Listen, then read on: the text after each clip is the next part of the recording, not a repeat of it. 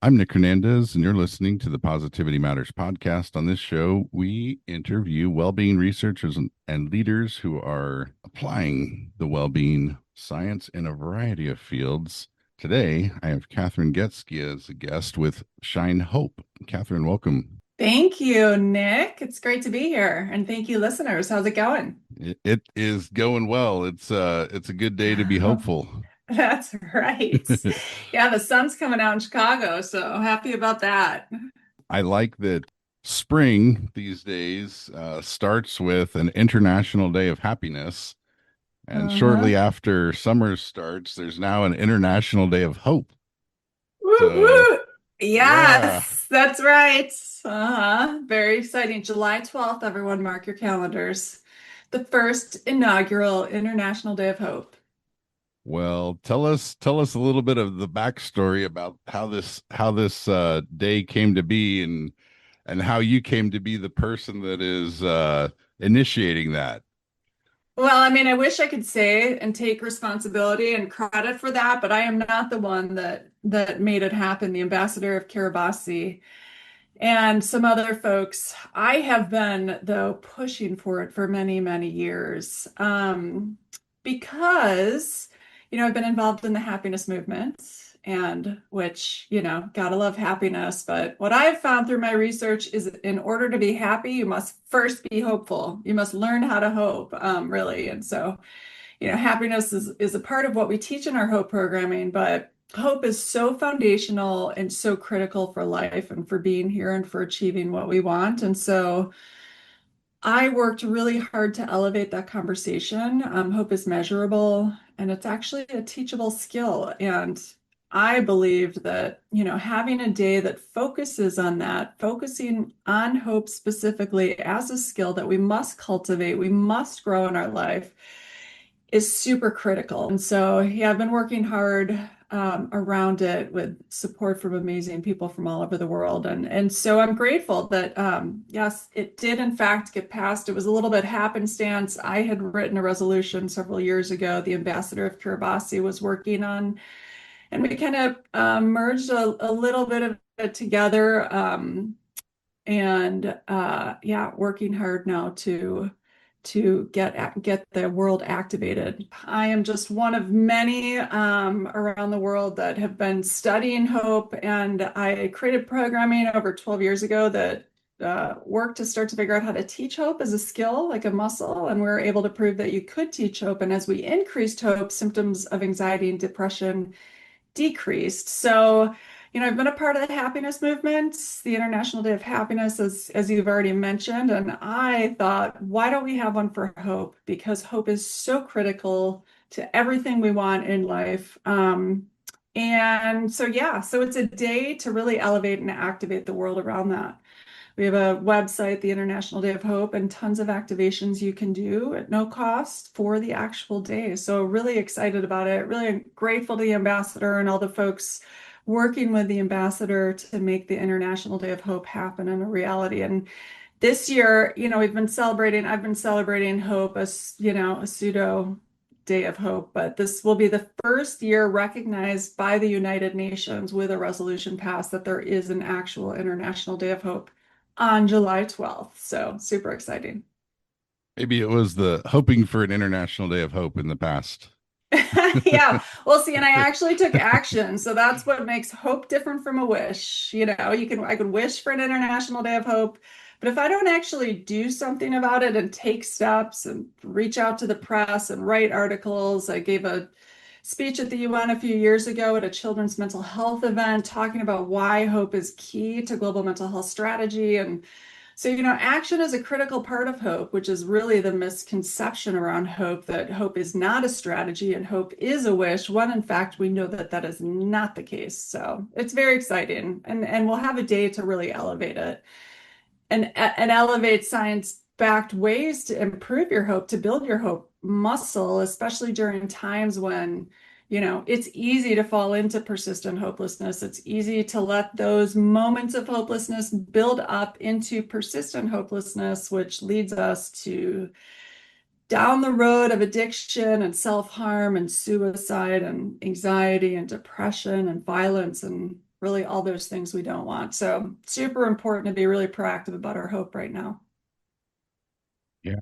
And I know there's the original construct coming out of the University of Kansas and Rick Snyder Yeah. as the researcher on that. I believe maybe it Yes. has deeper roots than that. Yeah.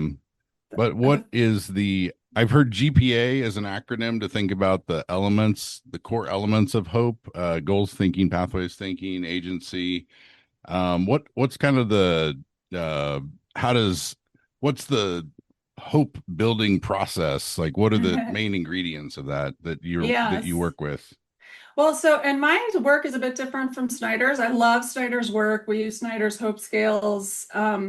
We use the children's and the adult hope scale to measure hope. I like those scales because there's the children's one as well, and we do a lot of work with children, and we like to measure impact and evidence around the what our programs are actually doing. But I came at Hope from a bit of a different angle. So you're right, goals, agency, pathways, which means, we want something in our future. We set goals, we create pathways to those goals, and we have agencies. So the ability ourselves to get to those goals. So that's kind of the traditional hope theory. Mine has built on that because I come from the world of wanting to solve for hopelessness. So I came at it from looking at the root cause of suicide, violence, and addiction and wanting to solve for that. And when I did literature reviews, hopelessness came up in the research as a single consistent predictor of suicide, more so than depression, anxiety. And so I thought, well, why don't I look into what is hopelessness? I want to understand hopelessness at a very deep level, and how can we navigate our hopelessness in healthy ways and then get to hope? And so it intersects a bit with Snyder's theory. But when I looked at hopelessness, it's both emotional despair, so you feel bad, sadness, anger, fear, really three common like emotional, like those negative emotional states, and you feel a sense of helplessness, so a powerlessness to do anything about it. And when you look at traditional hope science, it really looks at how do we get out of that helplessness and into action. So I created the hope matrix. That's kind of half of the matrix. That's one axis of the matrix. How do we get from helplessness to inspired actions?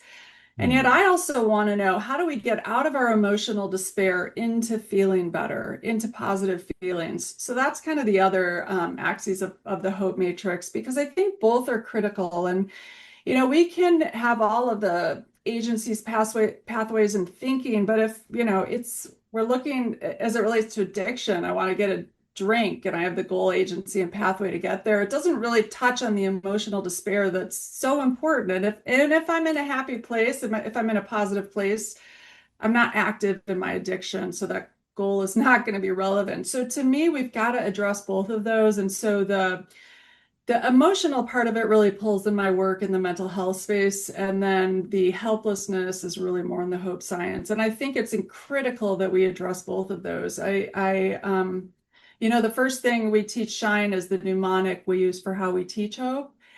And stress skills is the first skill. It's the S. And if we're not managing our stress response in healthy ways, we can really just kind of blow up our whole life, which is what I've seen through the years with so many people. So it can Hmm. destroy our hope, which is why I veered off a bit. I don't, I've kind of built on what they were doing. Shane Lopez wrote a really great book, Making Hope Happen, that laid so many foundations for hope. And I learned a lot from him, especially as hope relates in the workplace as well, and the importance of it. And the studies are pretty powerful in what he learned and we've learned about hope. But my work definitely builds on that construct and then also gets into that mental health space as well. Beautiful. All right. Uh, Tell us the rest of the acronym, please. Yeah, shine. Keep shining. And so the more challenges you have, the more you have to shine, just so you know, which is, Ah, it's hard to do, especially when you're in dark places, which is so normal. So, yeah, shine. So the S is the stress skill. So how we identify and manage our stress response. We don't want to run for emotions. Hope isn't about like throwing our emotions away or just being happy. It's about learning to understand our emotions and manage them in healthier ways, in ways that are productive and not self-destructive. So stress skills are really about doing that, learning about what stress hormones do to the brain and body and our ability to think and how we navigate, especially when they're very active. It takes 90 seconds for our stress hormones to cycle through our body when we're triggered by things externally. And so learning how to manage that stress response so important. The H is happiness habits. So, we have happy hormones, and there are healthy ways to get our happy hormones, and there are really unhealthy ways. And violence, for example, can give you endorphins. So if you're in pain and you're under a lot of stress and you're violent, that might make you feel better in the moment.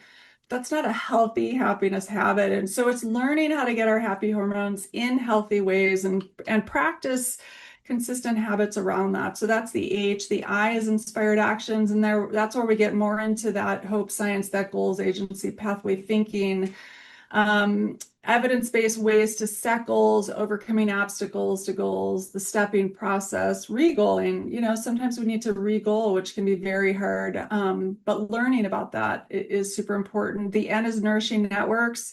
Our networks are critical to hope. We need at least one person in our life we can count on and trust. And kids need one trusted adult in their life. That's a big indicator of their success in life and a lot of outcomes. And so teaching this and ensuring that we all have one person is a really important part of the programming. And then the E is eliminating challenges, which are the negative thinking patterns that get in the way of our ability to hope. So when we do things like try to control things outside of our control or internalize failure or attach to outcomes or filter the world through a negative bias, confirmation bias, rumination, worry, all of these things that are just kind of brain does, and we're not even aware of it. We don't understand that it's just kind of a natural thing that unless we become aware of it and start really proactively managing it, those are big challenges to hope. They can really derail our hope. And so it's learning these skills, how to practice these skills and normalize the conversation around hopelessness, because we all experience moments of hopelessness all the time. When you break down what hopelessness is, it's, emotional despair. So who doesn't feel sad, angry, or afraid? And a sense of helplessness to do something about it. So the combination. So even if you get caught off in traffic, you might feel a moment of anger and you're powerless, you're helpless. So it's like, how do you act in that moment? And it's all of those moments that add up. There's, obviously systemic issues that it's very easy to get stuck in that cycle of hopelessness. But when we don't manage our hopelessness, when it becomes persistent, that's when it becomes a disorder. So it's super important to understand it and again to be really proactive about managing it. And of course, the more challenges you have, the more moments of hopelessness you're going to have. So you're going to want to get really good at learning how to hope. So as I say, the more challenges, the more you have to shine. And I've had to shine a lot in life. And I'm not saying it's easy. I'm just saying you learn and you practice, and it's a skill you build, it's a muscle you grow, and every day is a new day to work on your hope, which is a good thing. Yeah. So Thank you for creating that construct. Thank you for sharing a little bit about your story. I like that is something that's a part of it, that it comes from personal experience. I know sometimes that's part of helping people connect with hope and move to hope. I think some of the like the researchers that do the work, sometimes I feel like unless there's been an intentionally cultivated appreciation for science, that sometimes it feels like there's like a disconnect between the person that maybe needs to learn about the research and try to apply it, and because it's like they don't necessarily have the experience or the necessity for approaching it from where I'm coming from. So someone with lived experience, I think that makes uh, a more powerful messenger. So thank you. mm, absolutely. Yeah. And I have my own suicide attempt in my 20s.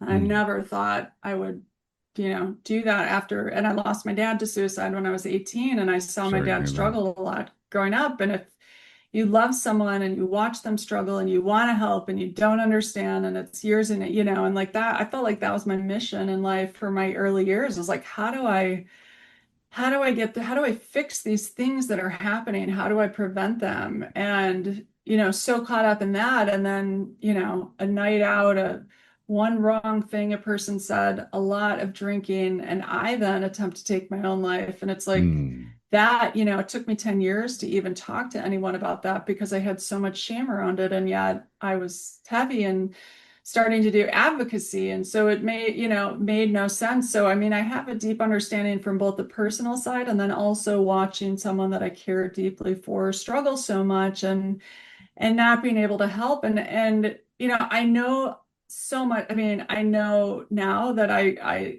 would likely be able to help my dad based on how I've, researched it, figured it out from a hard place. It was from stopping, no longer running from my anger or my sadness, but like really diving deep into it and listening to what it's telling me and not turning to addiction or self-soothing but to understand it and to get messages from a higher power and go deep in meditation and prayer. And for me, that's been a really important part of my journey. I've been in recovery over 20 years as well, which is, been important from getting clarity from a clarity standpoint. But you can't, as much as I know now and as much as I teach, and I always tell people, like, I can't make you hopeful. I can tell you what I know.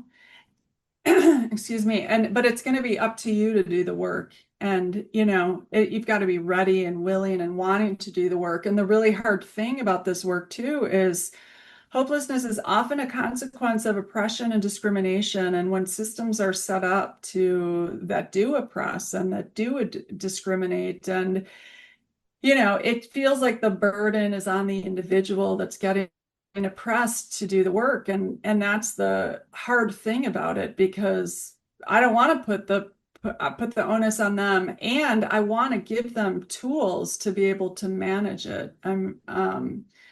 And so it's hard, because I can't, I can only control what I can control, and I can't control the systems. I can do the work where I'm able, but I want people to thrive. I don't want people turning to violence and addiction and self-harm to deal with the many injustices that are happening around the world today. I want them to tap into their own inner power, listen to what their anger and rage is telling them, and where they can have most impact on the issue, as opposed to getting themselves going further down the hole of despair. So that's why I do the work. I've got a little story of hope from Nebraska. Sweet. Love it. Bring it And on. yeah, so one of my friends takes a recovery, a 12-step program meeting into the youth correctional facility in Omaha.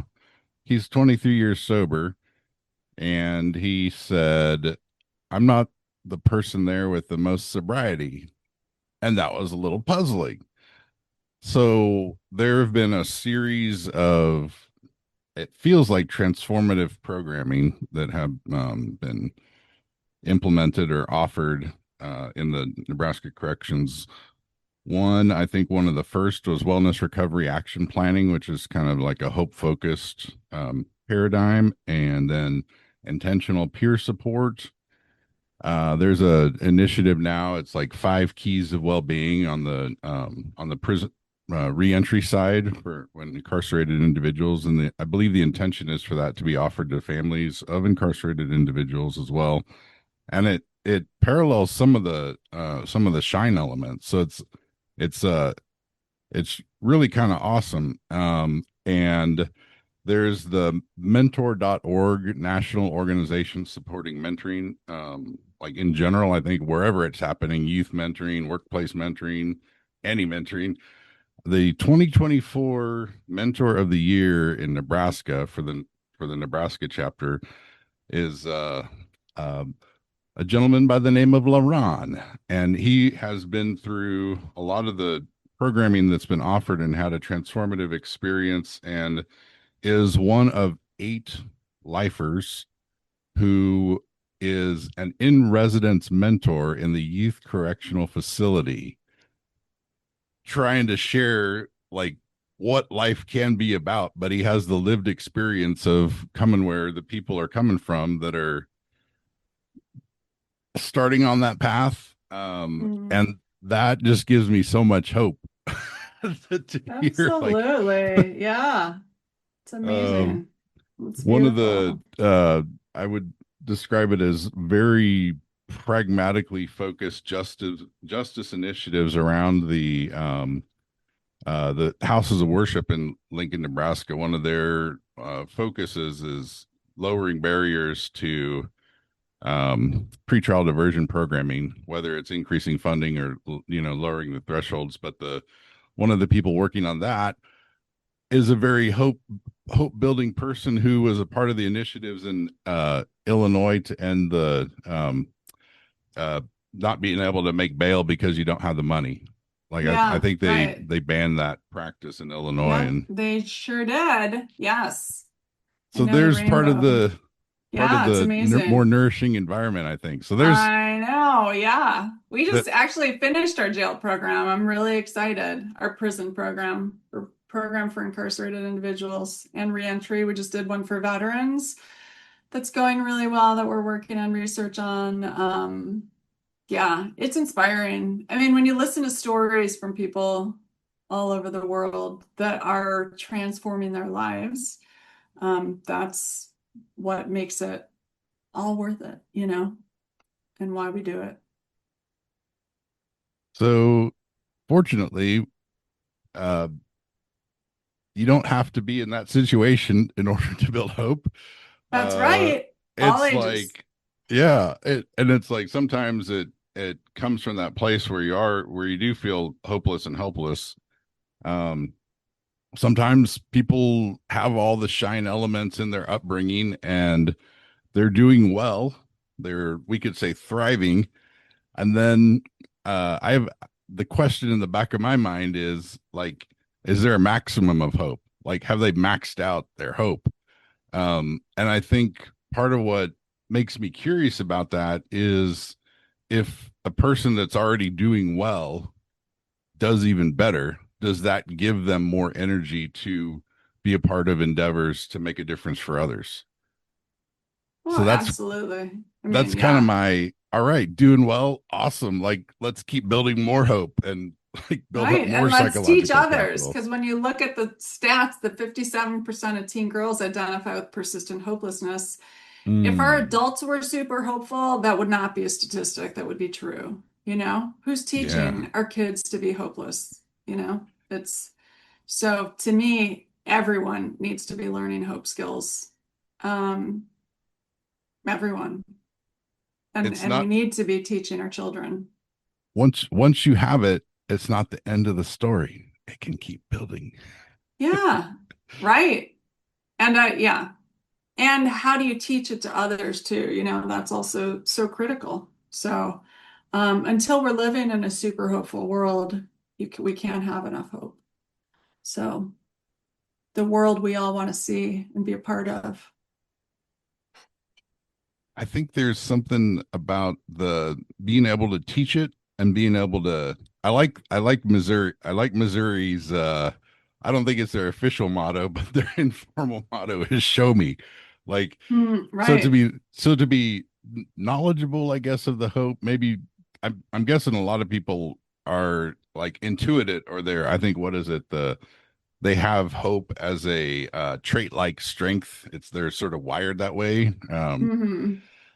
But it's like yeah, that intentional cultivation, not everybody has it as in that trait like form, but it's like a state that we can cultivate, and it feels like it can be uh sort of connected with almost anything that a young person or anybody's if you're interested in something that you find meaningful, it feels like that's the star to hook yourself to, and that if there's one thing that someone cares about, that can be the thing that expands out and I think spreads more hope spreads hope more generally, like across the psyche. Does that sound like if a kid's interested in skateboarding or you name it, like fill in the blank, like anything that they're like passionate about, I think that can become like the foundation for hope. The other thing that gives me hope about for hope is this strengths thing, like I believe the Via Institute and the Clifton Strengths from Gallup. These tools that help you sort of see what is already there. Maybe there's when you respond to the questions in those surveys, it maybe explores some parts of self that we haven't really thought about or gotten to activate yet. But I found for myself that that was the start of the uh, hope building journey for myself. Like I was prone to like severe rumination, and so it was just kind of like this like lead blanket that I felt like I had been like going through life with, and just I wasn't whatever that the self-critical sort of doom loop that was on playing 24/7. It's just to like come across that language of strengths and take that survey. It was a very like transformative moment. um I've taken it several times, and I wind up with connectedness and maximizer every time so far. um Nice. tell me about some of your strengths and what was your experience with strengths like. And Yeah, and for those, listening, we do have the VS Strengths Finder on our website under the Hope Score. So if you click on Hope Score, it'll bring up the adult, the children's, and then if you scroll down, there's a link to the VS Strengths Finder. I think it's so interesting, and it's critical, and it's in all of our work that we teach around hope. For that very reason, we often think about the negative, like because of negative bias, we often look at negative things. We think of ourselves negatively. We focus on the negative. I can do a talk and like 97 people say positive things, but I will focus on those three negative things. I'm like, I can't, but and that's just kind of our tendency. And so it's so important to have a positive relationship with self. And we put them in our happiness habits. Like you go through, you find your strengths, and then you use those strengths. And as you use your strengths, you actually release endorphins, dopamine. And so that's like a happiness habit that we teach. Like you find your strengths and then you use them, and you feel better when you use them. And that's something naturally our body does. We take medications to feel better. There are a lot of ways we can feel better when we learn to actually do it. So I love the Strengths Finder. I've come up with many different strengths. Hope is not one of my top ones, which is funny, but curiosity, love of learning, spirituality, honesty. I think there's like a justice oriented one. Those are all, and they fit really well. Like I don't think anyone's, I mean, I am like studying hopelessness and hope from like a very and even if you know it and you've got to practice the skills and you can always get better at it. And like, I don't think there's a ceiling on hope. It's like creating a better future for ourselves and others. And how do we actually get there? So I love practicing my strengths, and I use my strengths in my work, and it brings me so much joy to do that. I like the one of the lines from that happy song by Pharrell, Hmm. and it's like a room without a roof. I kind of think Hmm. of hope like that. Like hope is like Yeah, a room without a roof. totally.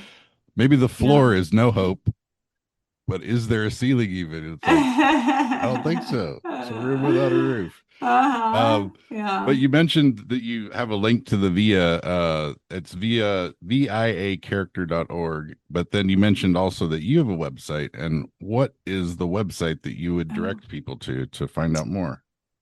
Yeah, so the shinehopecompany.com is our company website. There's a link to the International Day of Hope on there as well. So I encourage everyone to look at the internationaldayofhope.org as well and find out how to get activated on July 12th. A lot of resources available at no cost. But yeah, the company is the shinehopecompany.com.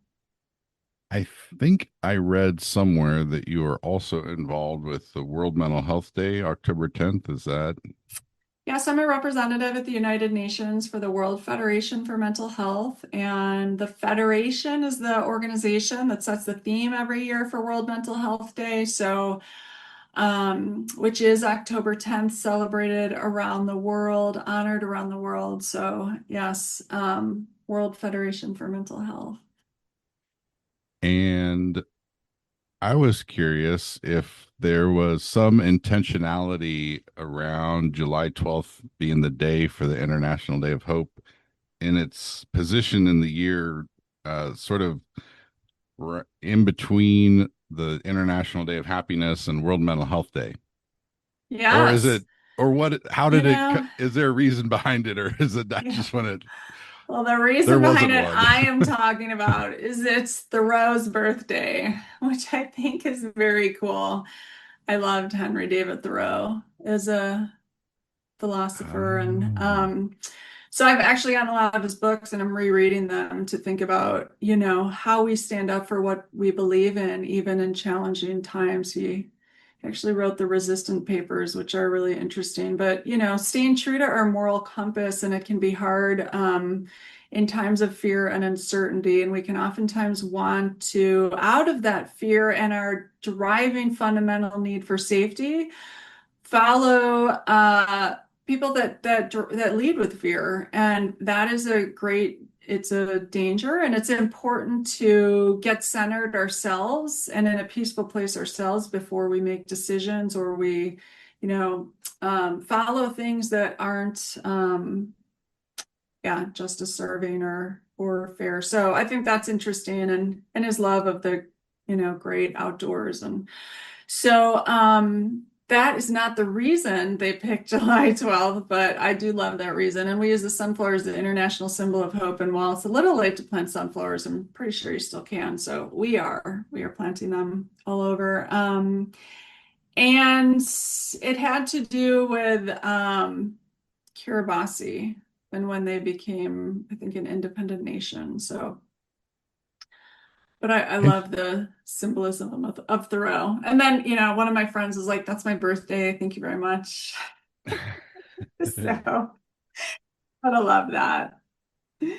that's awesome. Uh, So I have a few Thoreau quotes that you reminded me of, or look at them again. So that's one of the things that yeah, I like to do to sort of be a hope aligned thing, is to go yeah. through great quotes. So I've got, goodness is the only investment that never fails.